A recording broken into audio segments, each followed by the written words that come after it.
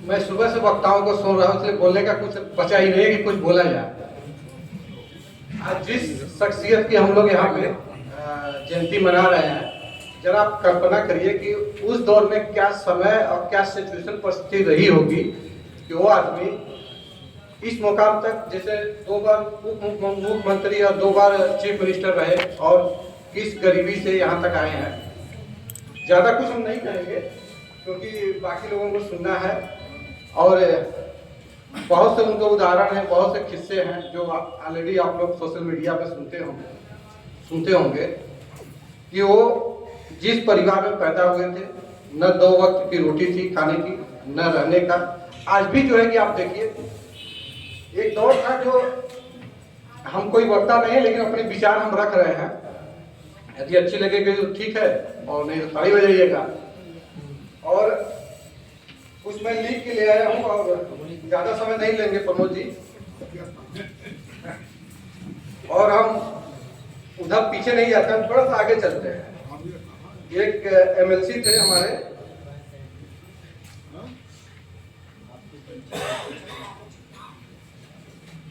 उन्होंने कभी भी अपने लिए नहीं लड़ा, वो हमेशा दूसरों के लिए लड़ा, दूसरों की भलाई के लिए लड़ा। और एक बार जो है कि उस समय के कद्दावर नेता बहुगुणा जी, हमको लगता है कि देवकी नंदन बहुगुणा जी, उनके घर जाते हैं किसी काम से, हाँ जाते हैं, तो जब उनके घर में जाते हैं तो उनका सर जो है थोड़ा सा लड़ जाता है। तो उन्होंने अपने अंदाज में कहा, जो ठेठ भाषा बोलते हैं गाँव के लोग, अरे कपूरी जरा अपने दरवाजे का साइज तो बढ़ा लो। तो उन्होंने अपने अंदाज में कहा, जो जिसको कहते हैं कि बिहारी भाषा में कहा कि जब तक हमारे घर का दरवाजा नहीं बढ़ेगा, जब तक कि जो पिछले पायदान पे है, जो एकदम अंत में जो खड़े हैं, जब तक उनका दरवाजा नहीं बढ़े तब तक मेरे दरवाजे बढ़ने से कोई वो सोच नहीं आएगी और बढ़ेगी नहीं। और एक पूर्व एमएलसी है प्रेम कुमार मणि जी, याद करते हैं 1980 और 81 की बात करते हैं, पटना में एक कांग्रेसी नेता की परिजात प्रकाशन दुकान पर उन्होंने कुछ मिस्ट्री देखी थी। उस टाइम, उस समय विचार करिए कि उस टाइम उसकी कास्ट 3500 और 4500 के आसपास थी।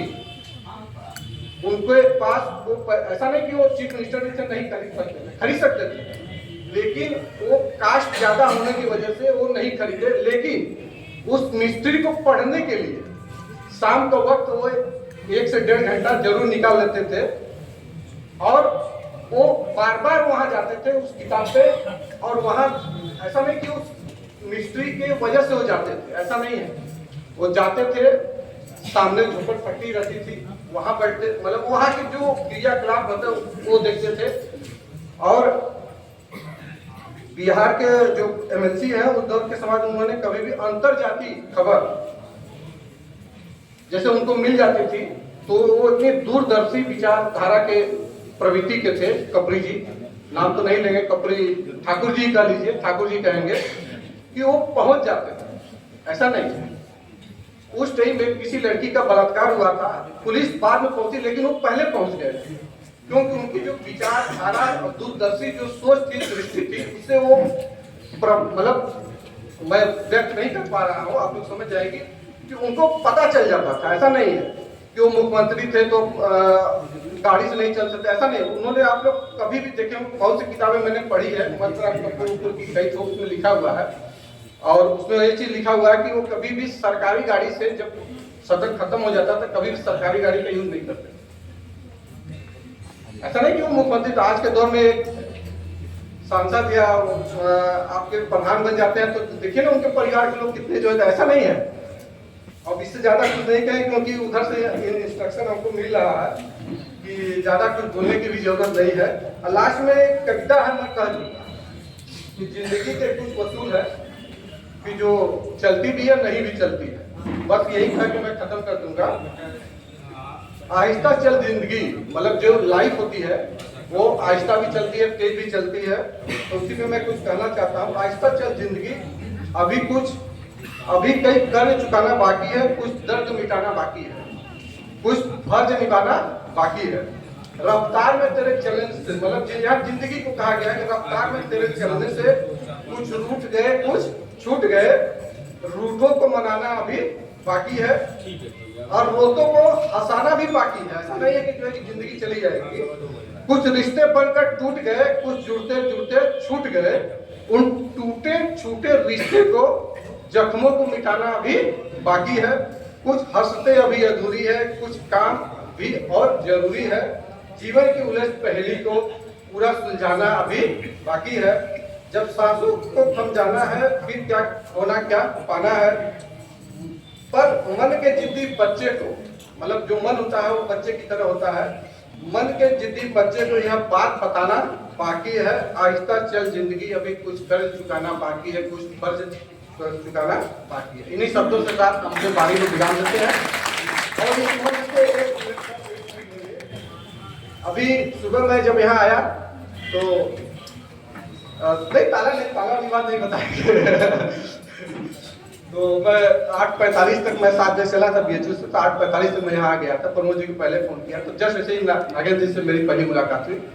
तो इस मंच में कहना चाहूँगा कि ऐसा है कि देखिए, अम्बेडकर चेयर और दीनदयाल उपाध्याय चेयर करीब करीब हमको लगता है सारे यूनिवर्सिटियों में है।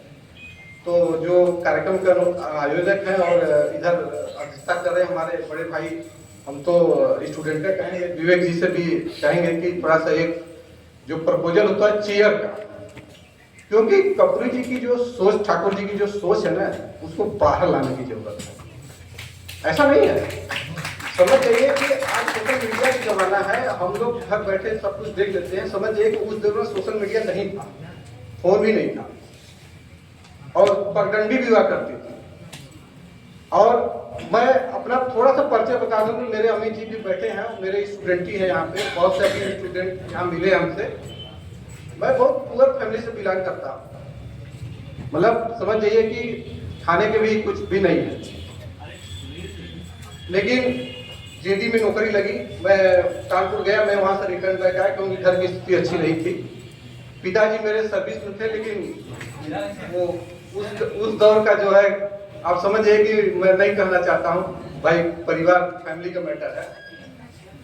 यहाँ मैं जो खड़ा हूँ ना, ये अपनी मेहनत से मैं यहाँ तक आया हूँ। और मैं बता दूँ कि मैं जेडी की नौकरी छोड़ के 15 रुपये डेली जैसे मैं BHU ज्वाइन किया, क्योंकि घर की स्थिति अच्छी नहीं थी।